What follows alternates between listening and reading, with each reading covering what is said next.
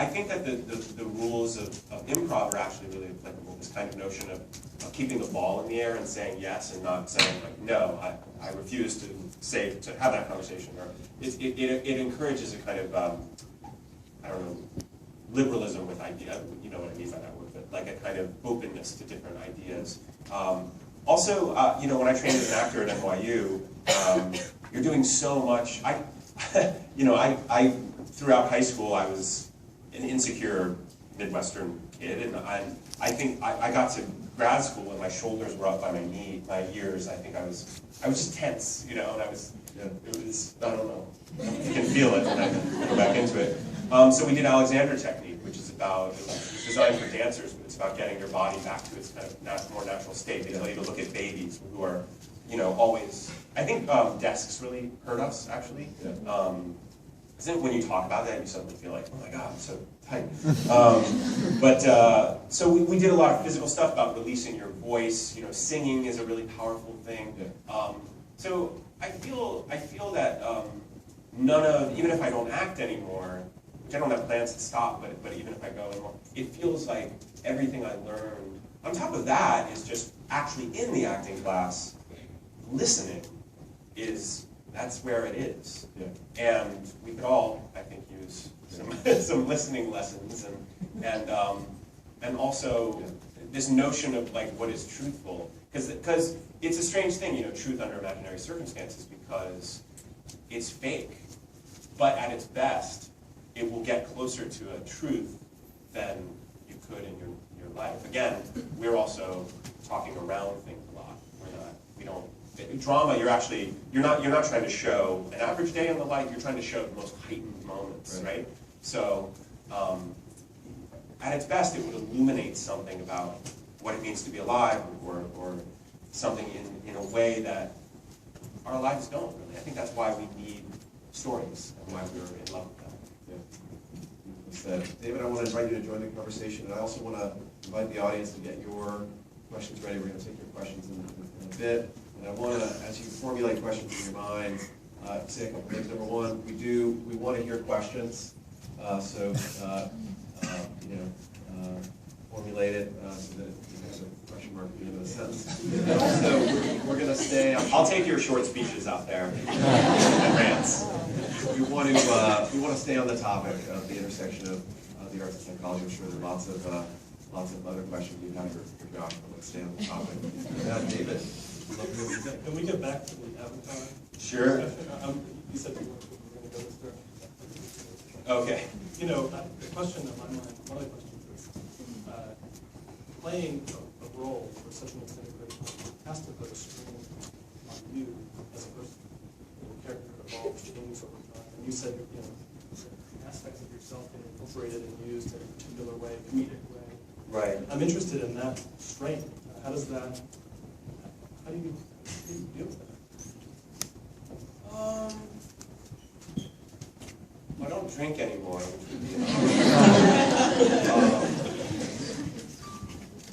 You know, some of it I'm really happy to lend myself to.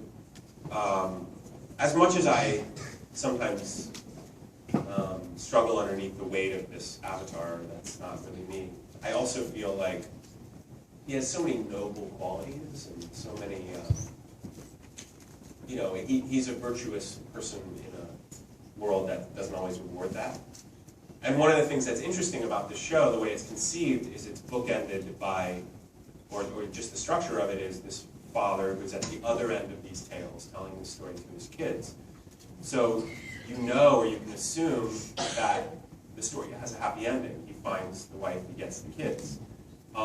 I think the reason that the writers felt licensed to put my character through so much heartache and getting punched and thrown over luggage, and I mean, no one's been beat up more on that show than my character. And I think the reason is because A, he's a stand-in for the audience, and I think we're tough on ourselves, and B, we know he gets a happy ending, so it allows us to know, like, he's going to be okay. He wasn't okay this week, but he's okay ultimately.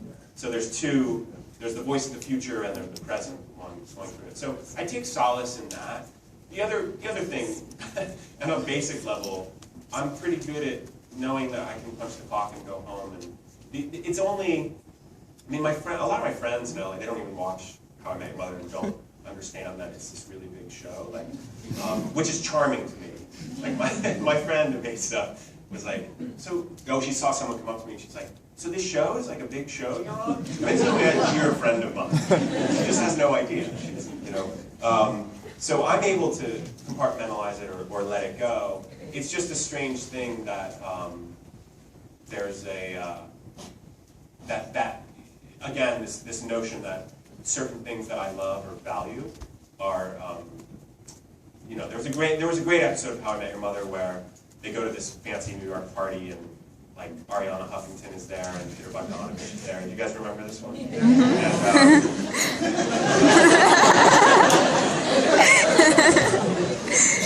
And he goes and it's just this very erudite. It's like the whole thing's like a New Yorker cartoon, right?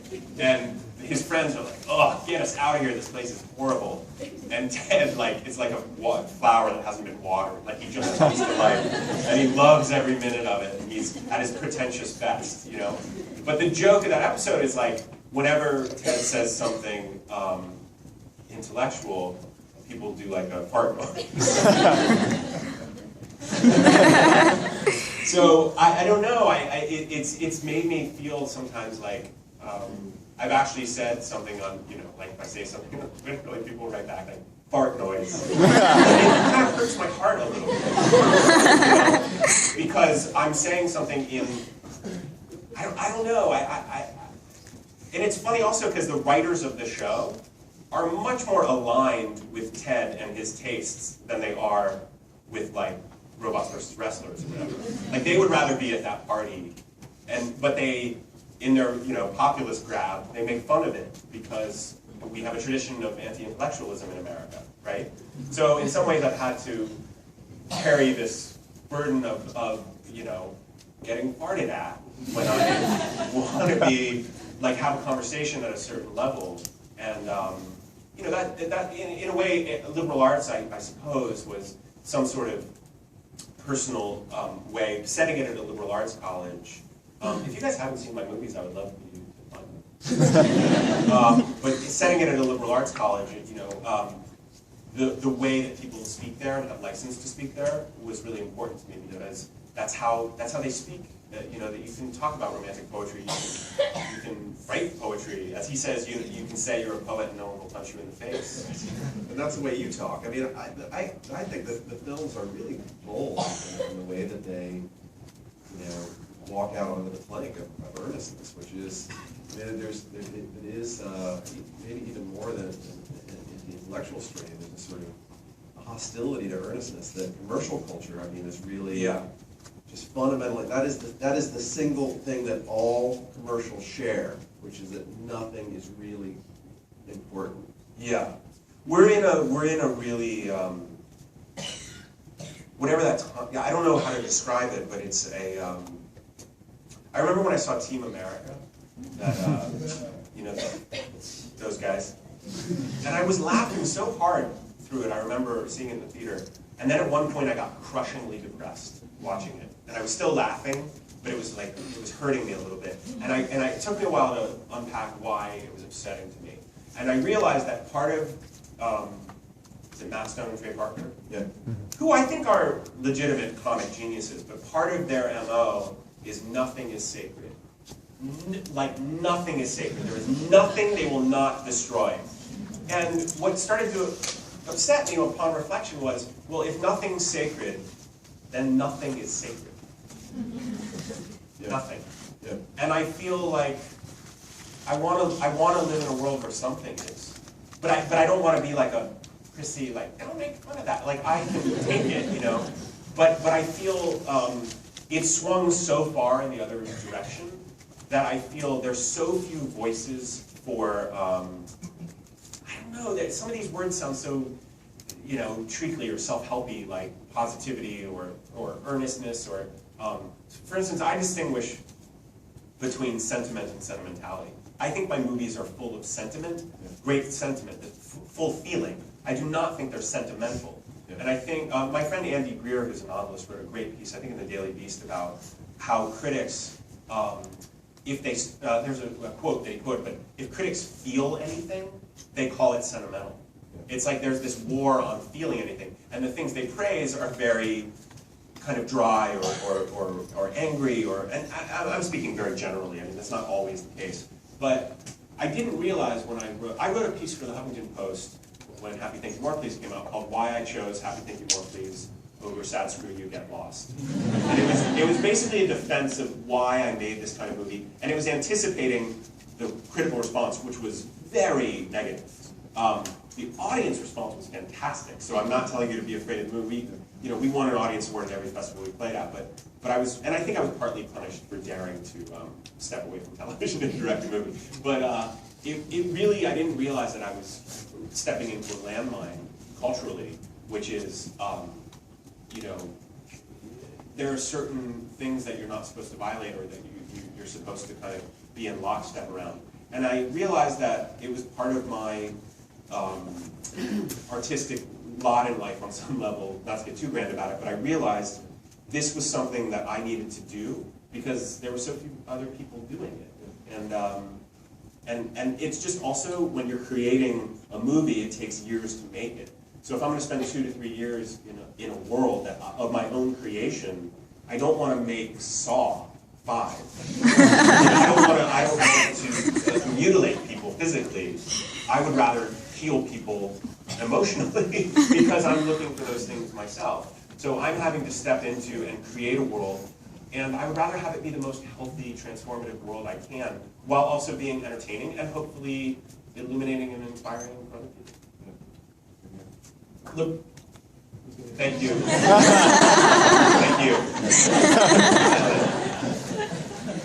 Liberal arts starts with the title, "He who increaseth knowledge increaseth sorrow." Yeah. And can we talk about that? Yeah, it's interesting. And there's also, I mean, that was on my question list too, because one of the most engaging plot points is this kid who is overwhelmed by life and has had a manic episode, and is really a really troubled guy, and an older character, the main character that you play, both of you share a love for a certain epic postmodern novel of 11 pages whose author killed himself, and your character tells the kid at some point to stop reading it.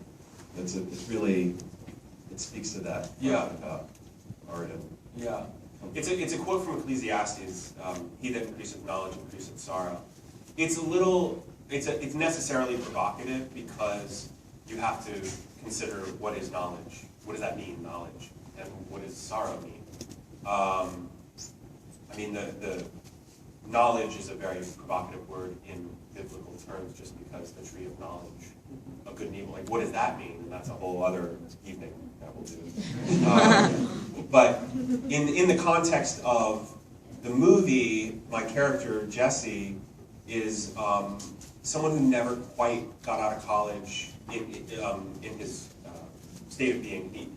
He's always got his head in a book. He's completely, he's hiding from the world in books.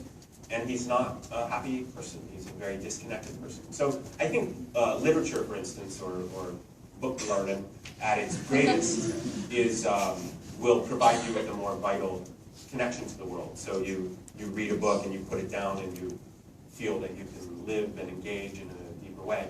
But there's a flip side of it where it can turn on you and you can actually use it to hide from the world.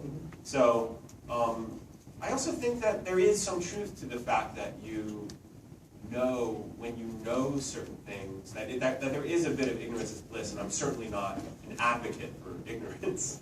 But I was just talking with a friend of mine today, and this is a notion that's illuminated by the whole movie of liberal arts, that when you're younger, you kind of feel like you have every option in front of you.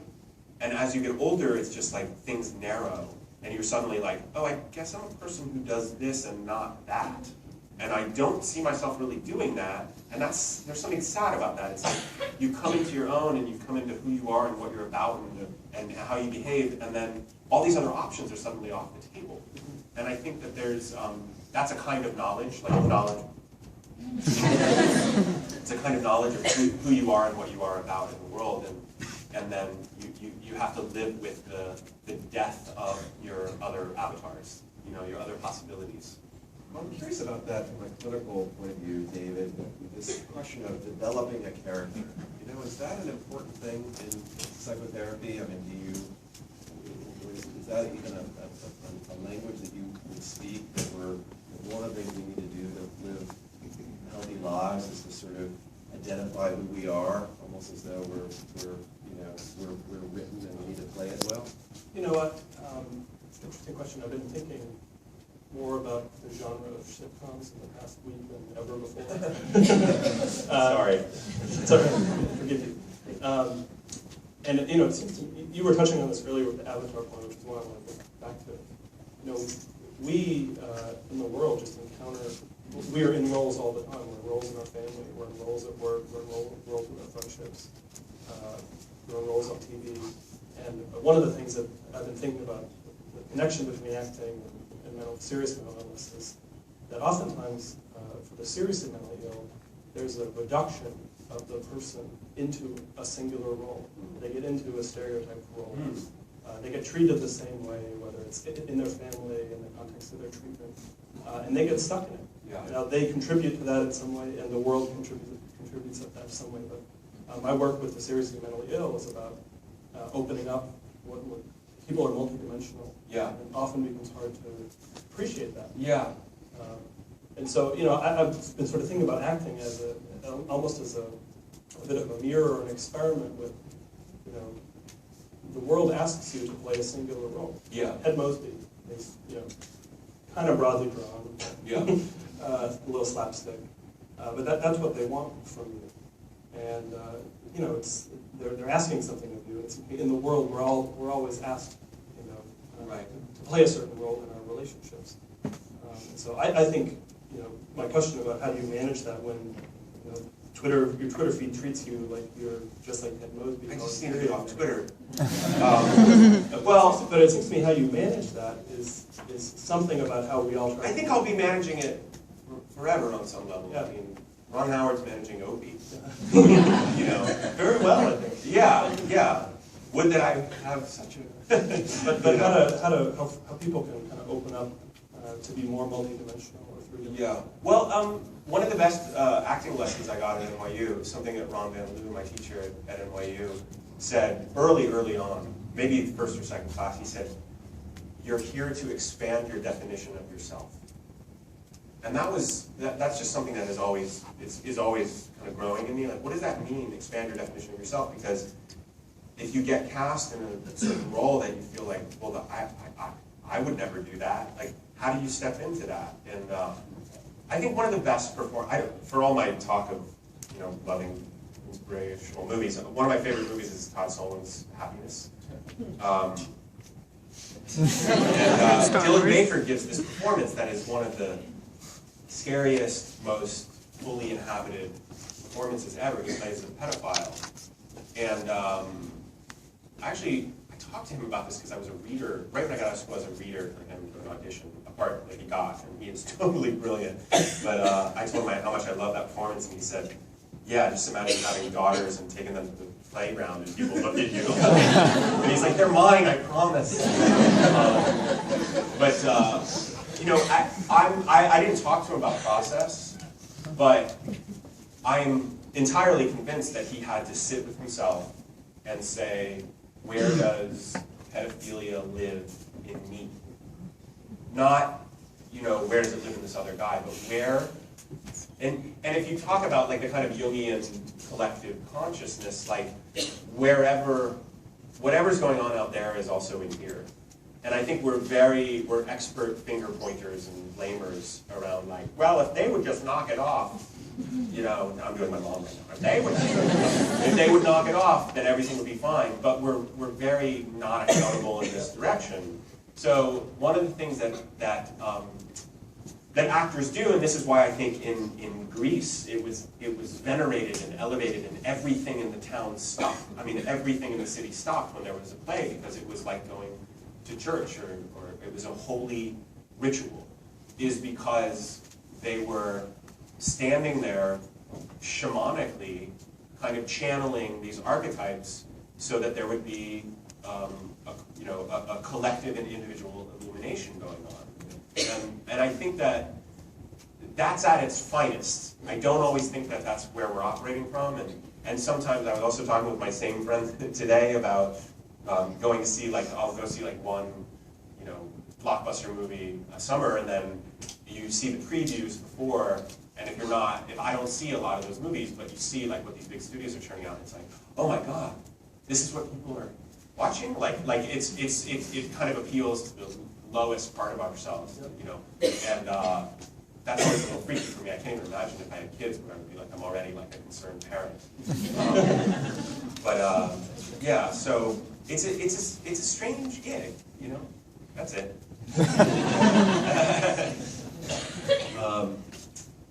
Let's hear some questions from the audience. Do we have a floating mic? Yeah. Please have the audio. Okay, so raise your hand, and our lovely aides bring you the mic. And we do want you to speak into the mic, even though we can probably hear you because we are recording this for posterity. Hi, I'm an actress. I also go to NYU. And I just find it really difficult when you're in a character to step out of that character because the feelings are really overwhelming. So I was wondering, how do you keep your character away from you, away from affecting yourself as a person? Mm-hmm. You talked about punching out at the end of the night, which I was really intrigued by because I think it's such an important thing. I played this character in a John Robin Bates play right before I got the pilot of How I Met Your Mother.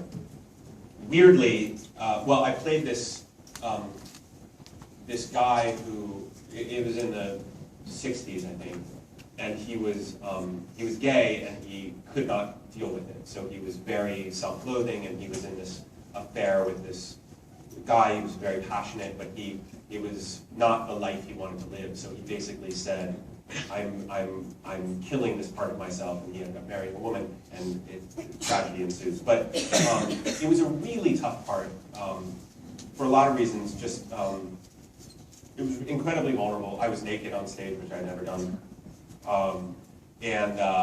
I mean, on stage, I'd been naked.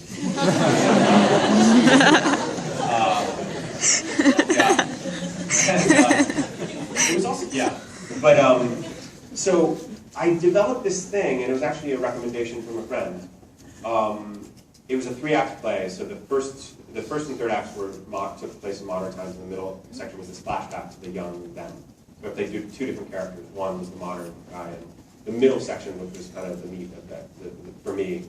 And I would do a thing where I would go to my dressing room for intermission, and I've never done this since, but I thought it was good. I had an imaginary door, and I was myself or the other character, and I stepped through it, and I felt the other character kind of wash upon me. And then I went out and did the play, and I came back to my dressing room first thing, and I walked back through the door and let the character out. And I think that there's something, that's a ritual, and I think there's something really potent about that. If people, my friend who's here, she does a lot of healing work with people. There needs to be some sort of ritual letting go, so that you're not bullied and burdened by it. And I think that a great thing for any creative person to do is listen to that Elizabeth Gilbert TED Talk. Have you heard it? It's fantastic. I would just urge you to listen to it. But she talks about how in ancient Greece and Rome, they didn't have the notion of a genius being you. Like, no one was a genius. You had a genius, and your genius was this external force that was like yours, and it was assigned to you. And you would, win your Greek version of the Tony or Oscar, and you would thank your genius. You would say, thank you, genius. And somewhere post-Enlightenment, people became geniuses. And she thinks this has been really traumatizing for artists, because people, if they're not producing, they're furious at themselves because they're supposed to be a genius, but they're not feeling their genius. And she advocates for getting back to this notion of this external genius, where she says, look, I showed up today. I sat down at the computer and I was here and you failed me. That's just healthy psychology, really, to externalize it a little bit. And I think I have a statue of Beethoven on my desk because I really love Beethoven. And for some reason, just even staring at that statue, it provokes something in me because I think, well, this was a guy who was totally out of his way. He had an unobstructed, avenue to wherever he was pulling that music from. And that's what I long to have, but not in a way that cripples me or doesn't allow me to do other things. So I think some sort of psychological, if you can get some sort of differentiation between you and, even though you're having to go to those places, but actually letting it go just ritualistically. I don't know, that might help. It's like overwhelming emotions. I'm familiar with that. Well, I have a related question, which is it harder to say goodbye to some characters when you're Yeah, but sometimes it has to do with the actual experience, everything surrounding it. Kind of, a set can be like a summer camp kind of vibe, and you're just sad to let it go. I had a much harder time with that. I have a much harder time with that in the theater. The theater is, you do it every night. You do the whole thing every night in one take. So you have a much more, you just have a much closer relationship with your character. You rehearse it for 3 weeks to a month, you preview it, and then you do it for a long time, maybe. Film is so piecemeal, and so you shoot out of order. I mean, there's less, and I've never done the, I'm now Lincoln. Like I haven't done that. Just wait. Lincoln. When Lincoln's melancholy, yeah, Josh, by the way, wrote an amazing book about Lincoln called Lincoln's 2024. Melancholy. Yeah, well, we'll do it. Yeah, I'll be very depressed when I do that. Are you anticipating what it's going to be like to say goodbye to Ted Mosby?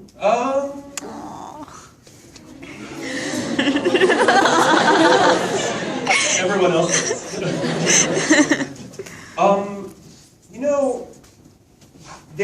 There's part of it that is, again, this isn't something you can talk about, but there are moments when you didn't know how long the show was going to go, and you have to do something weird that week, and you're like, what happened? Is this going to be the only character I ever play, like, for the rest of my life? Like, it feels like a Star Trek play or something. Like, you're like, I'm not ever going to get out of this. And so there's part of you that is really, as an actor, you're mercurial. You want to play lots of different parts. That's what I used to do. I used to go from part to part to part. And it's an unnatural thing to ask an actor to play a role for 9 years. It has been, I don't know. I think that when I look back, that it'll be something that I have immense gratitude for, and will be really happy that I spent time with that guy and learned a lot from him, and hated him and loved him, and just had a relationship with him. I told a friend of mine who was new on a TV series, I said, he was freaking out, it was his second year, and he didn't know if he liked it. I said, look, it's a relationship. Some days you're going to be so grateful for it, and other days you're going to want out. It's a relationship, but you're ultimately going to feel like, I think maybe my life is better in this relationship than out of it. So I don't know. We'll see. We'll see.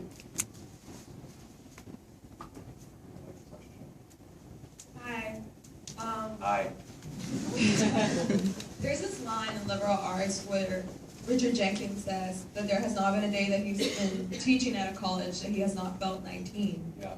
Do you think that that is also true for being a writer or being an actor? Has there been a day in the course of time that you're writing that you have not felt incredibly invested in that story or being like a part of that story? Or over the past 9 years where you have not felt some percentage Ted Mosby, if that makes any sense? Wait, I'm having trouble with your question. Do you mean, have I, as a person or a writer, do I always feel like I'm a 19-year-old or a young person?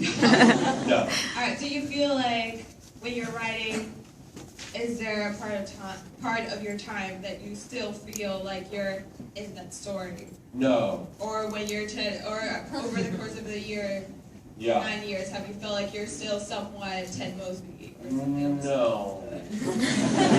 Well, I have a really robust, rich life without, away from that set. Like, if I think about my life, How I Met Your Mother is like the fifth thing I think about. But it's the first thing you guys should think about. It's all you know. So there's so much. Like when I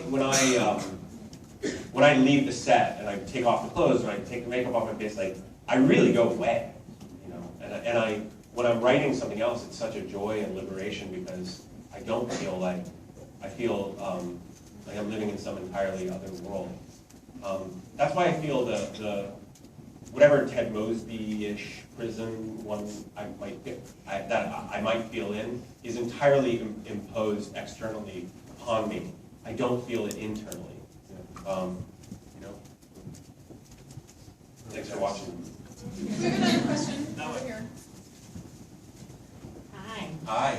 I feel like I'm somewhat in the minority because I'm a graduate student in clinical psychology. All right. So this is a question for both members of the panel. But Josh, I'd like you to kind of answer as an actor more so than a director. I work with a lot of adolescents that have complex trauma histories. And I use in my therapy a lot of kind of expressive art techniques to really try to get them to connect with their emotional experience. And I've always kind of shied away from drama and acting techniques because I feel like my patients have such a fragmented sense of self. So when you step into a role, you sound very psychologically healthy, it's easy for you to kind of step out of it. And I feel sometimes that for my patients, it would be more difficult. So thinking of like some more helpful techniques to help you really kind of explore who you are and connecting with your emotional experience and also identity without kind of losing yourself too much. But I think that's what the fine line we always struggle with. Right. I feel entirely unqualified to answer that question.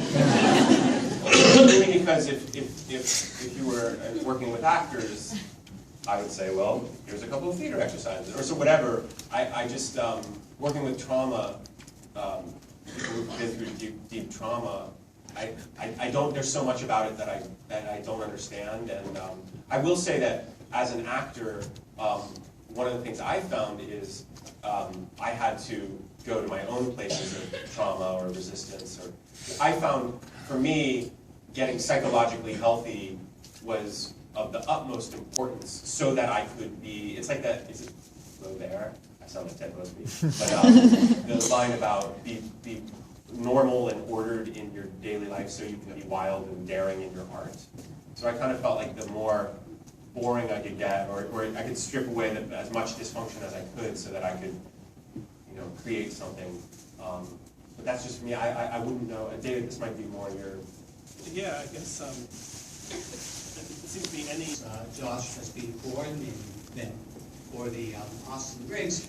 And, the whole theme, this is going to be a question to both you and Josh, actually, so you're not on the spot alone, but the whole theme of the interface between arts and psychology and mental health and so on, it's a theme that I think certainly from the very beginning I've had a sense has tremendous potential, and Josh has brought some very interesting people here. You're the first person who's brought who my teenage daughters have wanted to come and see.